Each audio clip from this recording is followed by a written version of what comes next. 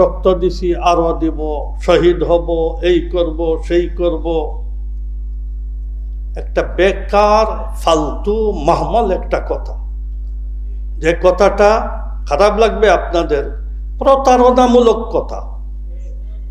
আমি কোনোদিন রক্ত দিতে রাজি হব না। রক্ত দেওয়ার কোনো জায়গা নাই, কোনো মাহল, কোনো পরিবেশ নাই। সংসদে একটা বিল উত্থাপন করে কাউকে গয়র মুসলিম করার দিবেন, এখানে কিসের রক্ত দেওয়ার কোনো প্রয়োজন আসলো? আমাদের এই পরিভাষাকে পাল্টাইতে হবে। মৌলানা যে বলছেন প্রেম ভালোবাসার দাওয়াত সবাইকে দিব, ওখুবত বরাদরের দাওয়াত সবাইকে দিব, আমাদের সবাই এই রুচির মধ্যে সংশোধনী আনতে হবে। গায়ের বল আর টক্কর বাজানোর আপনার বিভিন্ন ধরনের কথা মাইকে আসলেই মাইক ফাটাই ফেলতেছে, আর জাতির কোনো দিক নির্দেশনার কিচ্ছু নেই। এই ধরনের রাহনামা কওম উলামায়ে কেরামের এই মিজাজ হওয়া উচিত নয়। প্রত্যেক মজলিসে মানুষকে কিছু আখলাকি খোরাক দিতে হয়। প্রত্যেক মজলিসে মানুষকে যে কোনো বিষয়ের সুন্দর একটা রাহনামাই আর দিক নির্দেশনার কথা বলতে হয়।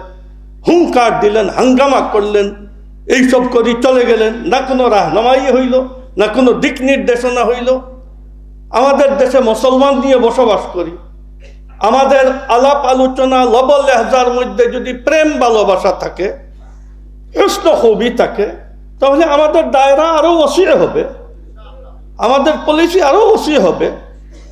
আজরাহে মেহেরবানি আমাদের জমিয়তের মন মিজাজ আর আমাদের জমিয়তের মিজাজই হইল, মানসিকতা হইল এই যে আমরা ইনসাফের সাথে, প্রেম ভালোবাসার সাথে, উখুওয়াত বরাদরির সাথে আমরা আমাদের দায়রাকে আমরা ওসি করতে চাই।